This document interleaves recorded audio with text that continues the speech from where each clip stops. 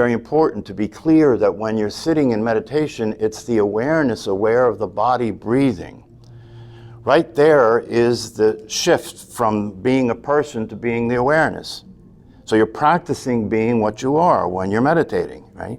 And therefore, the more you meditate formally, and then the more that begins to become something that you do consistently throughout the day, right?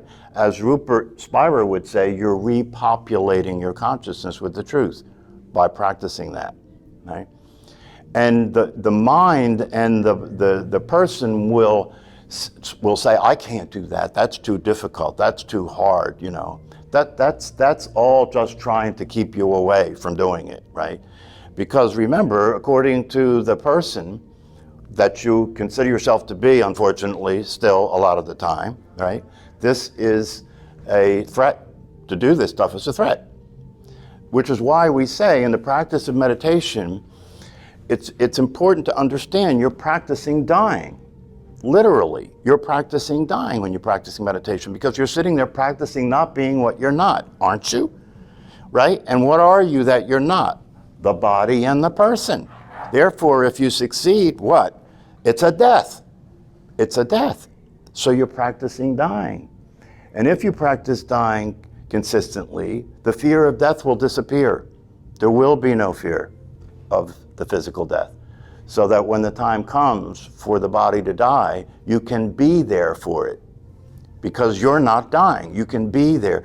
The awareness will be there for your death. The awareness will see the body die just like it sees everything that happens to you. It's always been there, seeing everything that's happening to you. But you have been identifying yourself with something other than that, blocking your experience of the source, disconnected from the source, right? And so the process here is reconnecting to the source. It's there, it's always been there, but we've learned to distract ourselves, we've learned to deny it, and so we live the life of this ghost. We live the life of this person with all that goes along with that. And in that world, we try and make it work. We try and produce an experience that's impossible. How can you produce an experience for something that doesn't exist? Right? And so most of the world is preoccupied with that process, isn't it? Isn't it? Everybody in the world's trying to be happy, right? Trying to get enough money to be satisfied and happy and secure. Trying to experience peace of mind in a world that's inherently full of turmoil. Inherently. And in the life of a person that is inherently full of turmoil. It is the only possible way a person can be is to be in turmoil and confusion and dissatisfaction and being incomplete and being hungry and being all the things that most people experience being. Why? Because it's being a ghost. It's being something that doesn't exist trying to exist. How can it be anything other than suffering? No possible way. No possible way. So one of the things that occurred to me, because I was looking at, how do I really bring this to a very clear perspective about what this is all about. So here's what I recommend that you do. If you want to really see clearly what's happening, stand in front of a mirror. Go home and stand in front of your mirror, right? And look at that body in the mirror, right? And wave goodbye. Wave goodbye. That would be you making contact with reality, right? And when I say that, I don't mean wave goodbye if you're old and you're not going to live long, or wave goodbye if you have a terminal illness and you're not going to live long. No, I mean wave goodbye no matter what you see, because part of the delusion and the illusion of what you see when you look in that mirror is time. Part of the delusion, if you look in that mirror and you're still relatively young, or you're lying to yourself the way most of us do, right? When you ask somebody, well, how do you see the future as far as your longevity is concerned? You know, people are always saying, oh, well, I'm thinking like 85, 90, maybe even 100 today, right? Right? This is the mind, and this is the person lying to you, because that's not true. There is no time, right? And once you get into time, you try and play with time, right? And try and say, oh, maybe I'll. So if you say goodbye to the body and you really let yourself be clear that this goodbye is a real goodbye, this body is going, and it's going much faster and much sooner than you think it is, right? Because when you relate to time, you look at a minuscule amount of time and you open it up, right? Because a lifetime, right, even 100 years is nothing. It's nothing in relationship to infinity, and in relationship to what's true as far as there being no time, or even in relationship to time, you know, the measurement of time, right? If you looked at your lifetime in relationship to even all the time that's been measured so far, it wouldn't show up. That's how short it is. It wouldn't show up. That's the reality. So if you say goodbye, you're actually saying goodbye, right? And you're making contact with the truth. And if you make contact with that truth, then you won't have to look for motivation to meditate, will you? No, you don't have time. Literally, there is no time, so you don't have time. All there is now, and you're either here or you're not. That's it. That's it. So, and I recommend that you do that consistently, you know, that every time you look in the mirror, you say goodbye. You know, you're not just saying goodbye to the body, you're saying goodbye to the person in the mirror too. You're saying goodbye to the whole thing, right? You're saying goodbye to the whole thing. You're saying goodbye to the experience of your life. You're saying goodbye to the experience of the life of the person, okay? So that's an entry point. That's a way of getting entry into reality, you know, is to see that that's the actual case, you know, to say goodbye. To let, and then to notice whether the saying goodbye is terrifying, right? Whether the saying goodbye is something that you don't really want to do that, you know what I mean? Right? Or whether you can be there with the goodbye and let go. Whether you can be there with that goodbye and say, okay, I'm surrendering to the truth. I can let all this go. That will help with a good death, right? A good death is a death that you're there for. A good death is a death that you're there for. A good death is a death that you're being the awareness watching the body die. That's a good death. A bad death is being the body dying. That's horrible. And that's the death that most of humanity is going to face, right? The cosmic joke is that's not actually the case. Most of humanity will face a fearful death, a difficult death, right? A terrifying death, only to discover that that's not true. All the way up to the last breath, that'll be that way, right? And then the discovery that you wasted the opportunity of your whole life being afraid of nothing. One of the stories the teacher told last week when I was at the meditation intensive up in Ithaca, a friend of his, it's a doctor, he's actually a famous doctor, I forget his name right now. But he was a doctor that worked in the ICU at one of these big hospitals in New York City.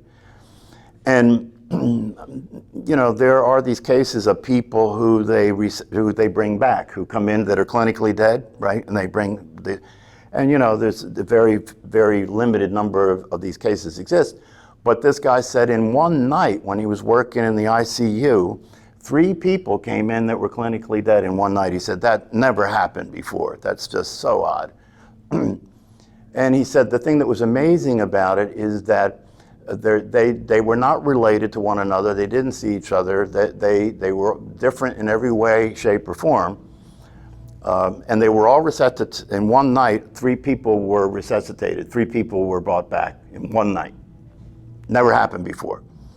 And he said the thing that really blew his mind is that when he talked to the 3 people, they all said that the experience, they all said when they were brought back, the exact same thing. Exact same thing. All three people said the exact same thing when they were brought back. They said, "Why did you bring me back?"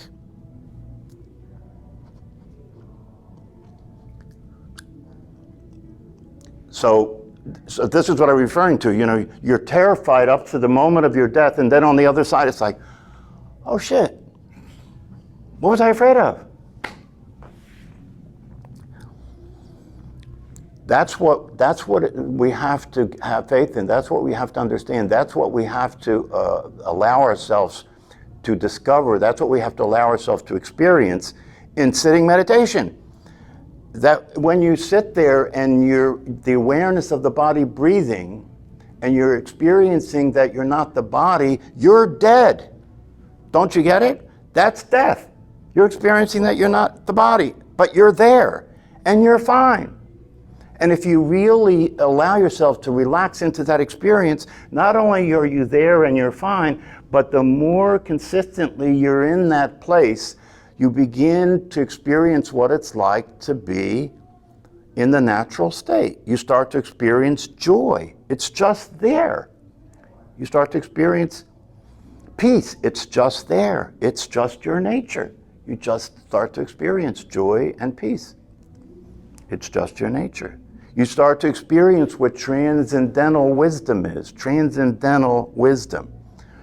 Transcendental wisdom is the wisdom that allows you to transcend the appearance of being a person, the appearance of being a physical body. It's the wisdom that allows you to transcend that. That's transcendental wisdom. You have the experience of transcendental wisdom. You begin to have the experience of what it's like to be here in this world with this body as a person, right?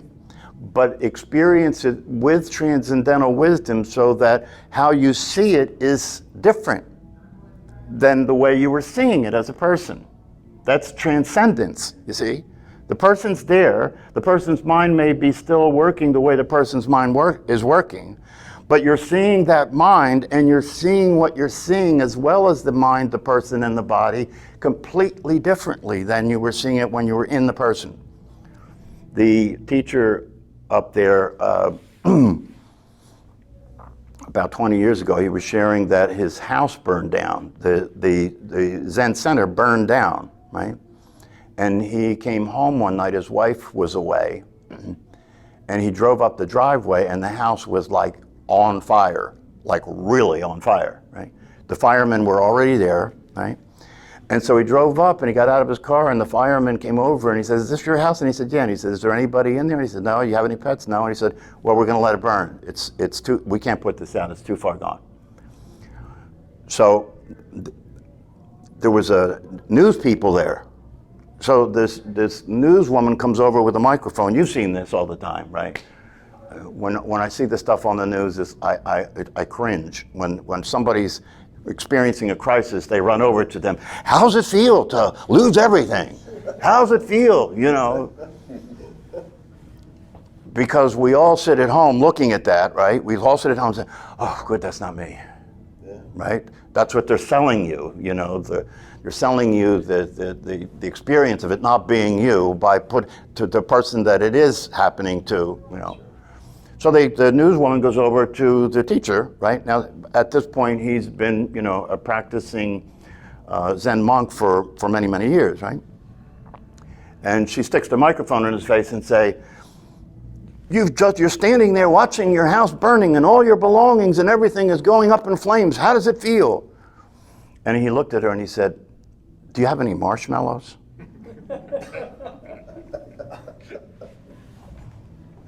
And she looked at the cameraman and she said, "Because it's not news. For somebody to transcend an experience like that is not news. Nobody's interested in that. If they did show that on TV, people would look at it and say, that guy's, you know, being an asshole. His house is burning. What the hell's wrong with him?" You see? So to be enlightened is to be an asshole in the ordinary world that we live in. To be enlightened is to be a jerk, is to be a fool in the ordinary world that we live in. Why? Because you're acting as if nothing matters, right? What if the truth is it doesn't matter? And you're the fool for thinking it does matter. So that's transcendent wisdom, you know. That's still a person. I mean, if there were people inside, his reaction would be different. I'm sure he'd be emotional. I don't know. You know, it's one of the things about all of this stuff is you can't operate with hypotheticals. It won't give you much information about the truth. Well, what if it was like that, right?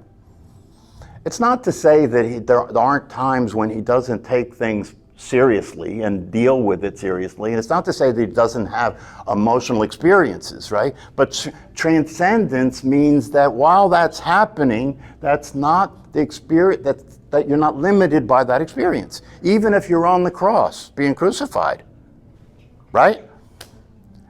Right? You could say, well, if you're on the cross being crucified, you know, something would have to be wrong with you if you didn't think something was wrong, right? But that's the ultimate experience of transcendence, is that the worst thing could be happening and nothing's wrong. What could be worse than your death? And if transcendence is available to you, if you can experience transcendent wisdom at the hour of your death, nothing's wrong. And nothing worse can happen to you, and nothing's wrong. Because the you that nothing worse can happen to is not who you're being at that time. That's not the reality of what you are. Didn't Jesus, when he was dying on the cross, say, you know, Lord God, why did you forsake me? Or, you know? That's right. He allowed himself to express the voice in his head, right? And by doing that and not resisting and not excluding it, even not resisting his own reaction, right? The next thing was, and forgive them, for they know not what they do. And what were his last words, right? I don't know the exact words, but it was something like, I give myself to you, right? So it's not about not being a mind. It's not about rejecting the voice in your head. No, it's about, you know, the awareness that you are, the truth, the natural state is inclusive. It doesn't reject anything. It doesn't reject your worst state of mind. So the worst state of mind can express itself in your head, or it might even express itself out of your mouth, right? And the awareness is there being with that too. Being with that too. So transcendence isn't like a metamorphosis. It's more like a 10,000-foot view. It's seeing things from the truth. It's seeing things as they actually are, right? So it is transcending things in terms of you're not being the body or the person or the personality, right? But you're not separate from it either. You're including everything. You're just seeing it as it is. You're just seeing what the truth is, that awareness is your true nature, and that the body is the body, you know? And if you look at it from a non-dual perspective, right, in terms of, well, okay, from a non-dual perspective, there's a body and there's me. No, a non-dual perspective is that even the person and the body is the awareness itself, right? But it's the form of the awareness that has been given in order to participate in the world as we know it, right?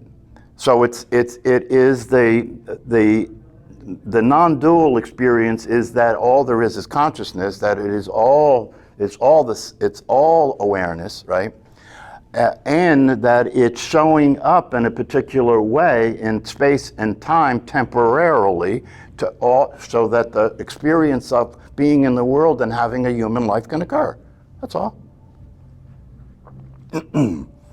So the thing that I want to really emphasize today, and I'll be talking more about this, is the importance of the practice as the vehicle for realization.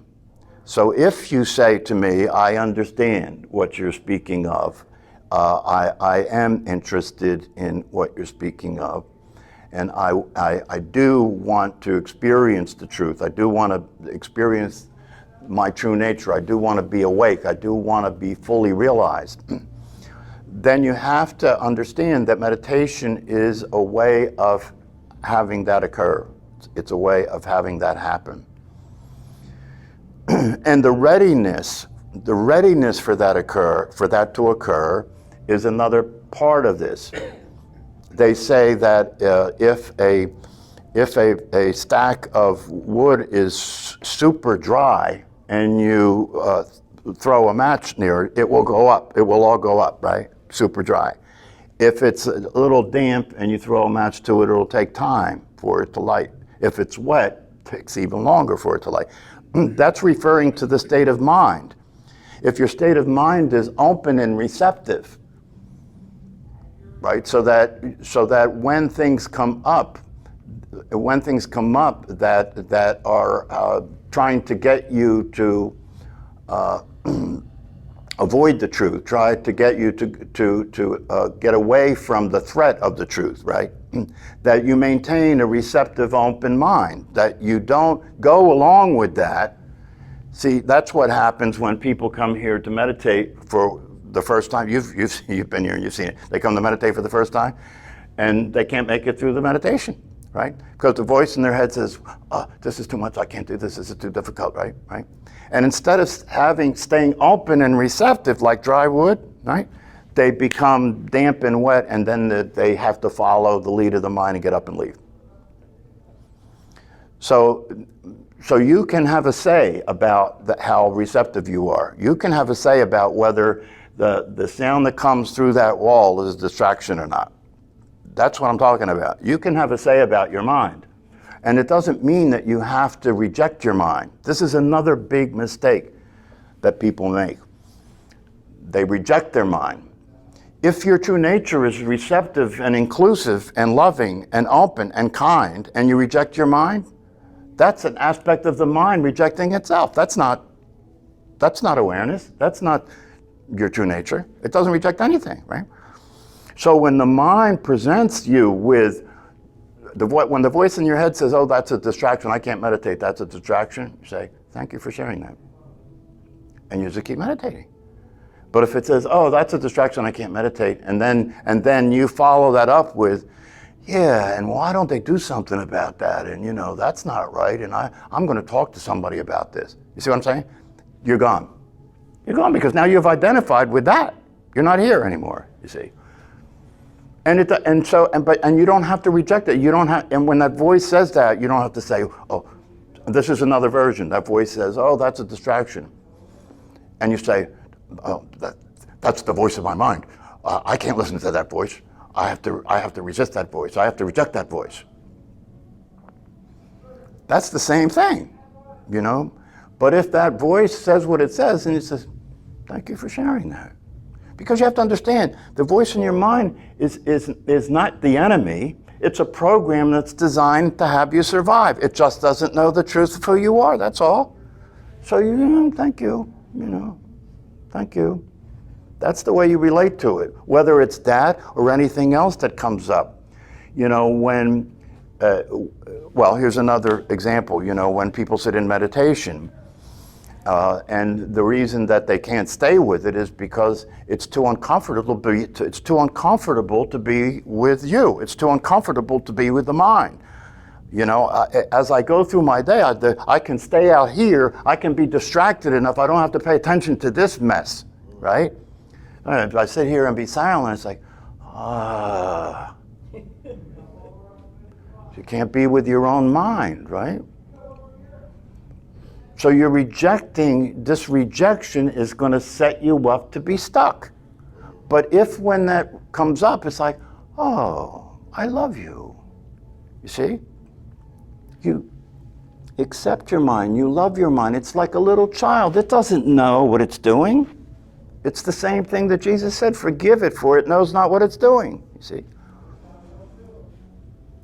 So an example of this that the teacher shared, and I'd heard about this experiment before.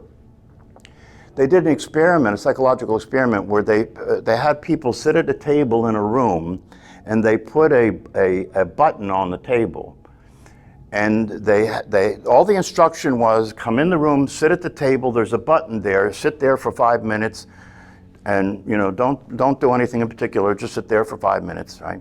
And if you push that button, you'll get an electric shock. It won't hurt you, but you'll get an electric shock, right? 95% of the people push the button. 95%? And so you would say, why in the hell would they do that? Because I'd rather be shocked than be with the experience of me. I'd rather be shocked than be here with what's going on in my head. Some people press the button all the time, just kept pressing the button.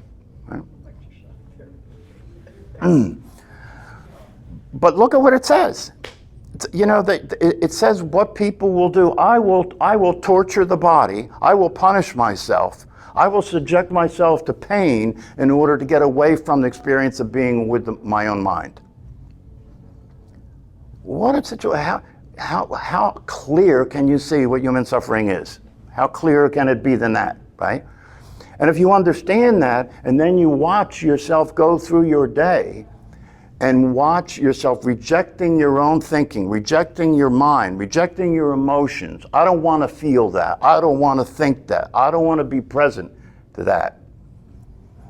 And how do you expect to have a transcendent experience? How do you expect to experience joy and peace and love when you can't be with your own mind? And your own mind is always with you. You can't get away from it. So if you can't be with your own mind, you can't be with the world. You can't be with anybody. You can't be with anything. So that's the place to start. And when you practice meditation, it's a perfect opportunity to practice being aware of your own mind. Up at the intensive meditation that I was at last week, the Zendo, the meditation hall, is in the middle of the woods, right? So you're sitting there and you're practicing. And you're being the awareness of the body breathing, and you're being awareness. So that's the entry point, right? But then it goes on to being aware of the mind, yes? Being aware of the thoughts, being aware of the feelings, not as a person, but as the awareness that's ever present, that's accepting and loving everything that appears, right? So you're sitting there being that, being with that. And then at some point, there's an awareness of the environment. And the teacher up there has 4 dogs. So they come up and hang around the meditation hall. So you can hear them out there rustling in the leaves, chasing stuff and barking. And you can hear the birds and you can hear the wind blowing. And sometimes it's raining, right? But in the middle of all this, you can either become aware of that and say, oh, I can't meditate because of these goddamn dogs, right? Or you can be aware of it, and because of the way you're practicing and because of the transcendent experience you're having, you can be aware of it and say, oh, how wonderful these dogs are, how wonderful the sound of the wind, the birds, like that. In the same way here, you could be practicing, and if you're practicing correctly, you can have an experience of becoming aware of the sound coming from the next room and enjoy the music. Why not? Right? Have they done brain science, like look at the brain while somebody's meditating? Oh yeah, of course. Yeah, if you're interested in the brain science and meditation, look at Richie Davidson's work. That's right. Yeah, they studied the brain, and they see the brain activity changing dramatically when people are meditating. And the longer they've meditated, the more dramatically it changes. And the thing that's interesting about it is one of the experiments that they did with people who were meditating, monks that were long-term meditators, that they put it in brain scan machines, right? One experiment that they did with, they subjected them to like a hot stinging sensation to their finger while they're meditating, right? To see how the brain reacted, right? And they found that their reaction to the stimuli was much more intense than the normal person. So, the way that you normally think about things, you would think, well, that's not right, is it? I mean, if they're a meditator, they shouldn't be having a more intense sensation of the burning. They should transcend it, right? They should not experience it at all, right? They're not being there, right? No. Transcendence is not that you're not being there. Transcendence is that you're more there than you were before, right? But who it is that's there is different, is the thing. And so what they notice is that the stimuli of the burning sensation created more of an intense reaction in brain activity, right? But after the stimuli ended, the return of the brain to a relaxed state was very fast. That's called resilience. And that's one of the things that increases through the practice of meditation. You get over things very fast. You get over things very fast. And if you are being aware and present to the experiences that occur for you, they can end very quickly. You can have a brain fart, you can have a negative reaction, see it for what it is, and it disappears.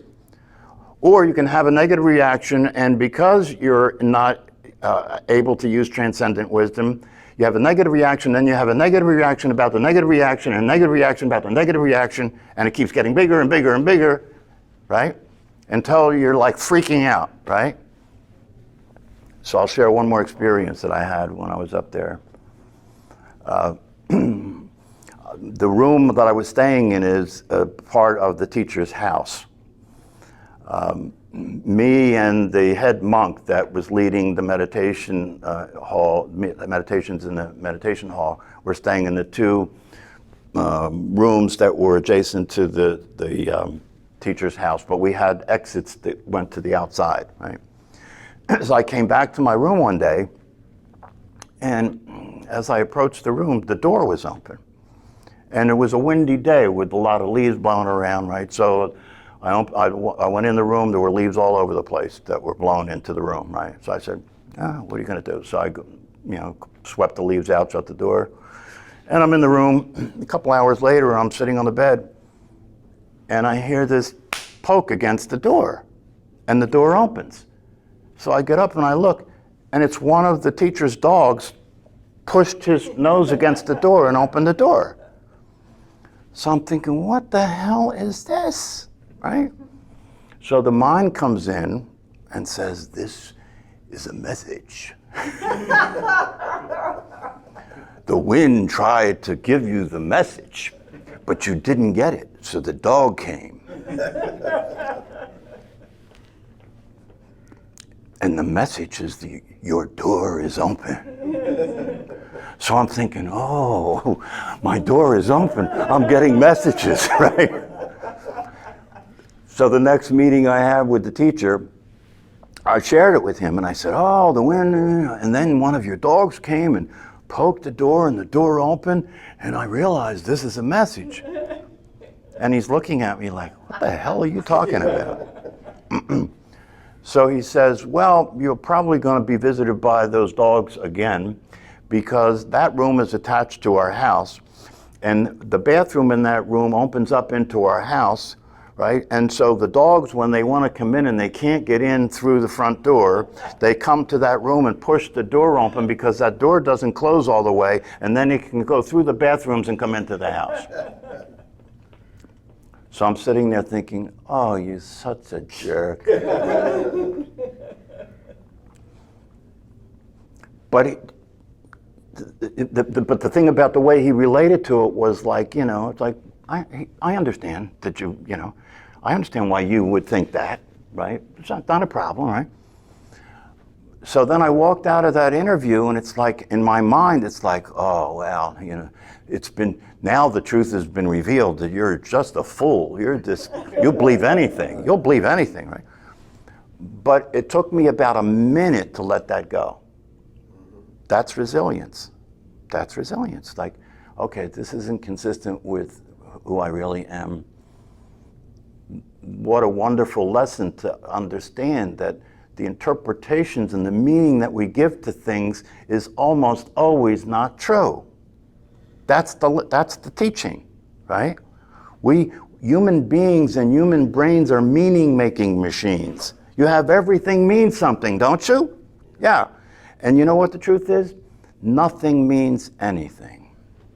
Nothing means anything. And when you're able to see with those eyes, then when things like that happen, you don't get magical about it. You just say, you know, maybe I don't. If I hadn't told him about it, right, and I was seeing it with clear eyes, right, I would just say, that's interesting. I have no idea what happened there, and let it go.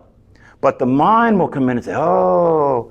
But you see, the agenda of the mind is that it will use this and turn it into magical shit to distract you from the obvious truth.